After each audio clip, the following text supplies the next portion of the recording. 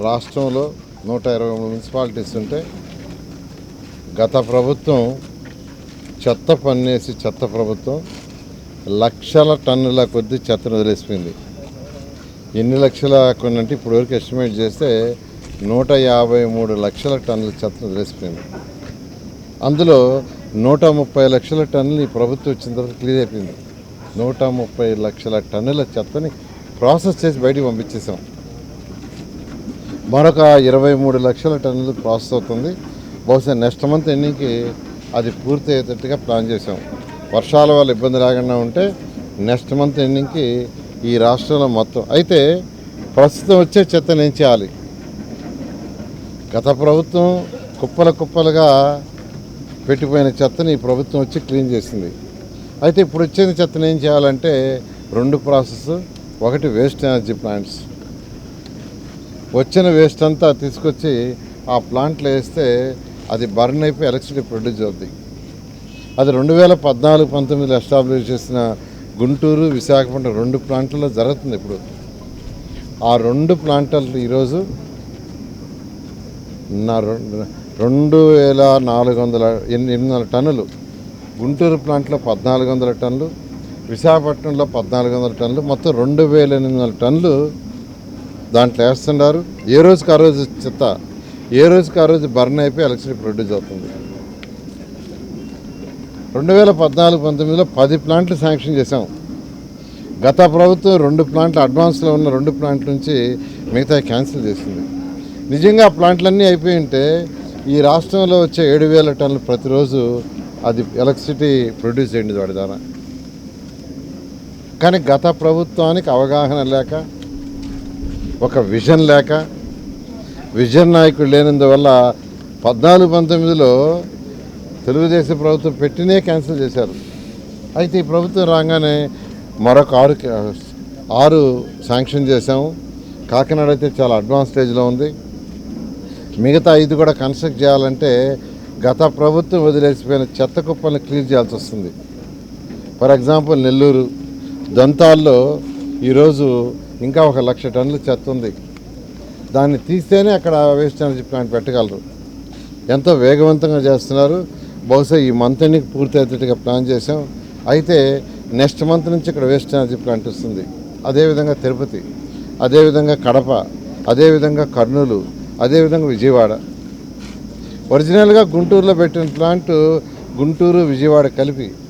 అయితే ఈరోజు తెనాలి, మచిలీపట్నం, బందరు అన్ని చుట్టుపక్కల ఉన్న ప్రతి మున్సిపాలిటీ నుంచి 100 కిలోమీటర్ డిస్టెన్స్లో ఉన్న మున్సిపాలిటీస్ అంతా తీసుకొచ్చి దాంట్లో వేస్తున్నాయి. అందువల్ల అక్కడ ఎక్సెస్ అయినందువల్ల విజయవాడలో మరొక ప్లాంట్ని గవర్నమెంట్ ముఖ్యమంత్రి గారు శాంక్షన్ చేశారు.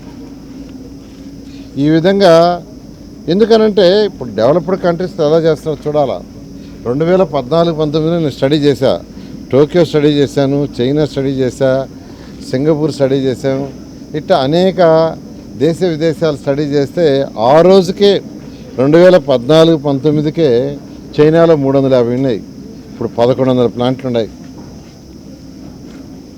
అదేవిధంగా టోక్యో తీసుకుంటే ఒక టోక్యోలోనే 49 ఉన్నాయి. ఈరోజు జపాన్లో 1000 ప్లాంట్లు ఉన్నాయి. ఈ విధంగా డెవలప్డ్ కంట్రీస్లో లేటెస్ట్ టెక్నాలజీ తీసుకొచ్చేస్తుంటే మన గత ప్రభుత్వం 14-19లో పెట్టిన ప్లాంట్నే పక్కన పెట్టింది. అంటే అవగాహన రాహిత్యం. అయితే ఈ ప్రభుత్వం దీని మీద ప్రత్యేక శ్రద్ధ వహించి ఈరోజు వేస్ట్ ఎనర్జీ ప్లాంట్స్ ఇచ్చింది. అయితే వేస్ట్ ఎనర్జీ ప్లాంట్ ఎస్టాబ్లిష్ చేయాలంటే కనీసం 2 నుంచి 2.5 సంవత్సరం పడుతుంది. ఎందుకంటే ఒక్కొక్క దాని మీద ఎస్టాబ్లిష్మెంట్ 400 కోట్లు అవుతుంది. అయితే ప్రభుత్వం కేవలం ల్యాండ్ ఇవ్వటం, వాటర్ కనెక్షన్, ఎలక్ట్రిసిటీ కనెక్షనే, రోడ్డు కనెక్షను. ప్లాంట్ ఎస్టాబ్లిష్ చేసుకునేది వాళ్ళే చేస్తారు. దానికి పీపీపీ మోడల్లో కరెంటు కొనటం ప్రభుత్వం చేస్తుంది. ఖర్చంతా వాళ్ళదే.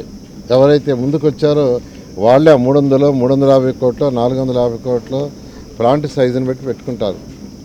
అయితే ఈ లోపల ఈ 2 సంవత్సరాలు, 2.5 సంవత్సరాల లోపల ఏం చేయాలి? వచ్చిన చెత్తను మళ్ళా కుప్పలుగా పెడితే గత ప్రభుత్వం చేసిన తప్పే చేస్తాం అనే ఉద్దేశంతో గవర్నమెంట్ ముఖ్యమంత్రి గారు ఇమీడియట్గా ప్రాసెసింగ్ ప్లాంట్లు ఎస్టాబ్లిష్ చేయమన్నారు. 107 ప్రాసెసింగ్ ప్లాంట్లు టెండర్ పిలిచాం. 123 మున్సిపాలిటీస్లో 123 ఉంటే వాటిల్లో 107 తప్ప మిగతా మున్సిపాలిటీ వచ్చే చెత్తంతా ఆ వేస్ట్ ఎనర్జీ ప్లాంట్కి పోతుంది. 2 ప్లాంట్కి 107 ప్లాంట్లో పోవట్ల దానికి సంబంధించిన చెత్తకి ప్రాసెసింగ్ ప్లాంట్ స్టార్ట్ చేసాము, టెండర్ పిలిచాము. అవన్నీ కూడా ఎంతో వేగవంతంగా జరుగుతున్నాయి. అవన్నీ కూడా ఈ మంత్ ఎండింగ్కి అయిపోయేటట్టుగా ప్లాన్ చేసాం. ఈరోజు కొండపల్లిది అయితే అయిపోయింది, నెల్లూరుది అయితే మరొక 5 రోజుల్లో వాళ్ళు హ్యాండ్ ఓవర్ చేస్తా ఉన్నారు. ఆల్మోస్ట్ స్ట్రక్చర్ అయిపోయింది, పైన ఏదో షీట్స్ వేయాలి, ఎక్విప్మెంట్ కూడా వచ్చేసింది. ఈ నెల 20వ తేదీ స్వచ్ఛాంధ్ర కార్యక్రమం ఉంది. ఆ స్వచ్ఛాంధ్ర కార్యక్రమంలో కనీసం ఈ రాష్ట్రంలో 15 ప్లాంట్ ఇట్లాంటి గౌరవ ముఖ్యమంత్రి గారి చేత వర్చువల్గా ఇనాగ్రేషన్ చేయడానికి రెడీ చేస్తున్నాం. నెక్స్ట్ మంత్ 3వ వారానికైతే మరొక 50, ఈ యొక్క 15 కాకుండా మరొక 50 కూడా ఇనాగ్రేషన్ చేయించాలని, వీలైనంతవరకు జూలై ఎండింగ్కి అన్ని ప్లాంట్లు కంప్లీట్ చేసి ఈ రాష్ట్రంలో ప్రతిరోజు వచ్చే 7,000 టన్నుల చెత్తని వేస్ట్ ఎనర్జీ ప్లాంట్ ద్వారా కానీ ప్రాసెసింగ్ ప్లాంట్ ద్వారా కానీ ప్రాసెస్ చేసి ఏ రోజుకి ఆ రోజు పంపించే విధంగా ప్లాన్ చేసాం. కానీ గత ప్రభుత్వం చెత్త పని వేసింది, కానీ చెత్త కుప్పలు వెళ్ళిపోయింది 153 లక్షల టన్నులు. కానీ ఈ ప్రభుత్వం వచ్చిన తర్వాత ఎలక్షన్స్కి ముందు గౌరవ ముఖ్యమంత్రి గారు ఎన్డీఏ కూటమి ఏదైతే మాట ఇచ్చిందో చెత్త పన్ను తీసేస్తామని, చెత్త పన్ను తీసేస్తూ గత ప్రభుత్వము ఏదైతే కుప్పలుగా పెట్టిందో దాన్ని అంతా క్లియర్ చేయడం జరిగింది. అది కాకుండా ఎస్టీపీలు అంటే ఎక్కడైనా ప్రజలు కోరుకునేది ఏంటంటే ప్రతిరోజు వచ్చే సాలిడ్ని బయటికి ఏ రోజుకి ఆ రోజు పంపించాలని, రెండోది బాత్రూమ్ నుంచి, కిచెన్ నుంచి, టాయిలెట్స్ నుంచి వాటర్ని ట్రీట్ చేసి పంపించాలని. ఈరోజు ఎక్కడ 80% ట్రీట్ చేయడంలో వచ్చింది కెనాల్ వదిలేస్తున్నారు. ఆ కెనాల్ వాటర్నే వాడుతున్నారు, దానివల్ల అనేక జబ్బులు వస్తాయి.